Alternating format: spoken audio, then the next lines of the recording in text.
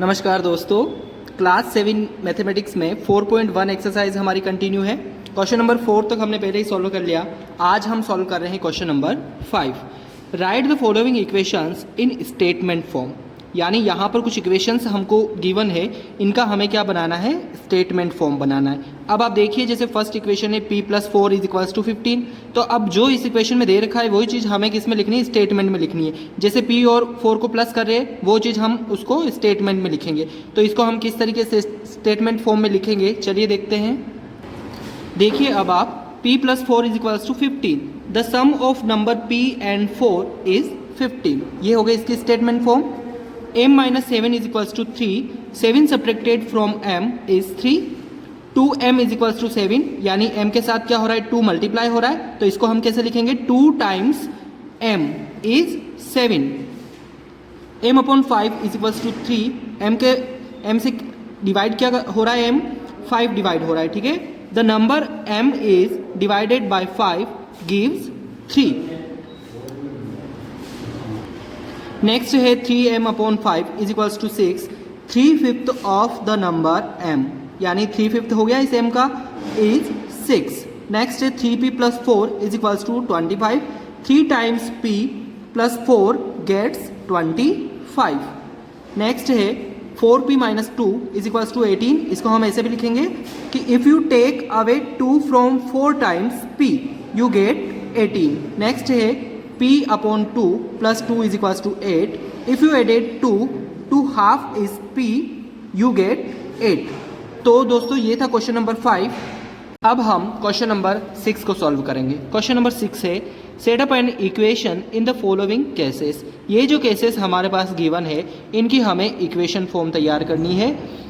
Question का first part है, Irfan says that he has 7 marble more than 5 times the marbles Parmit has.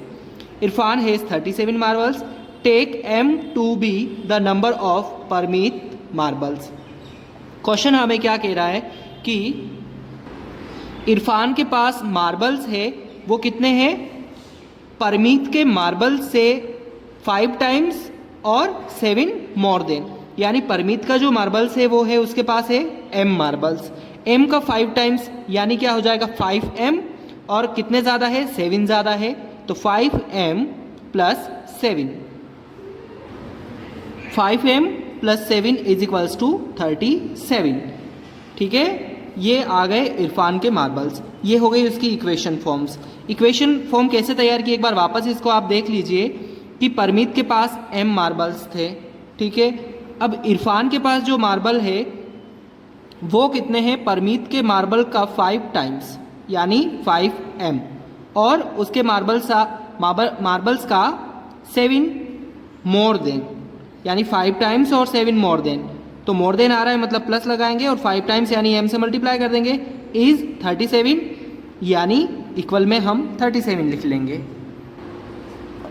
Second part है इसका, Lakshmi's father is 49 year old, यानी लक्ष्मी के father की जो एज है वो 49 ईयर है।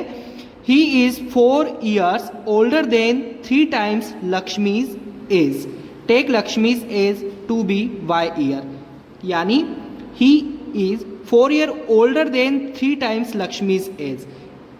यानी ये कंडीशन क्या दे रखी है कि वो लक्ष्मी की एज से 4 year ओल्डर देन, यानी 4 साल तो वो ज़्यादा है, और 3 times, और उसकी एज के 3 times से 4 साल और ज़्यादा है। इसको हम किस तरीके से बनाएंगे, अब आप देखिए, लक्ष्मी की जो एज है वो कितनी है, y है, ठीक है। और उसके जो फादर की एज उसमें बता रखी है कि जो फादर है वो 3 times लक्ष्मी की एज से और 4 साल उससे और बड़े हैं, और टोटल कितनी एज है, 49। तो इस तरीके से इक्वेशन फॉर्म तैयार होती है। थर्ड पार्ट है, the teacher tell the class that the highest marks obtained by a student in her class is twice the lowest marks +7।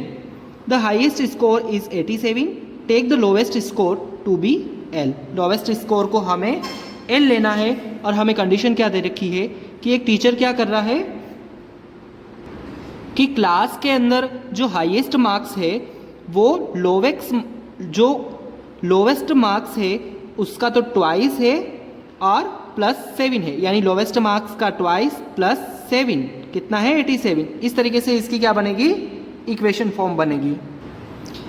देखिए इसी का सॉल्यूशन कि लोवेस्ट मार्क्स हमारे पास L है, उसका है ट्वाइस और 7 मोर इज इक्वल्स टू 87। ये क्या बन गए, हाईएस्ट मार्क्स बन गए। In an isosceles triangle the vertex angle is twice either base angle, let the base angle be in degree, remember that the sum of angle of a triangle is 180 degrees.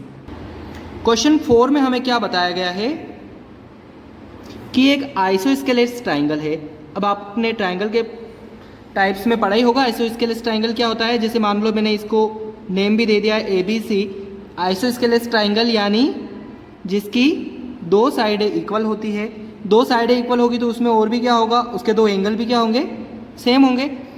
तो इस question में जो condition दे रखी है वो क्या दे रखी है कि बेस एंगल को हमें B लेना है। बेस यानी ये रहा इसका बेस एंगल यानी B, ये B है तो ये भी क्या हुआ, B होगा, क्योंकि ये दोनों ही क्या हो जाएंगे, इक्वल हो जाएंगे। और इसने कंडीशन दे दी है कि जो वर्टेक्स एंगल है यानी ये वाला जो एंगल है वो बेस एंगल का डबल है, यानी ये B है तो ये हो जाएगा 2B। तो इस तरीके से इसकी हमें इक्वेशन फॉर्म तैयार करनी है।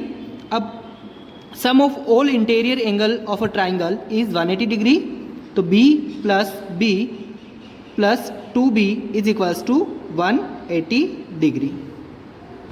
तो इस तरीके से इसकी इक्वेशन फॉर्म तैयार होगी। अब आप आगे भी इसको कर सकते हैं प्लस करके, लेकिन हमें आगे नहीं करना है, बस यहाँ तक ही इसको छोड़ना है। तो दोस्तों ये था क्वेश्चन नंबर 6। उम्मीद है आपको ये जो वीडियो है वो अच्छा लगा होगा। Thank you.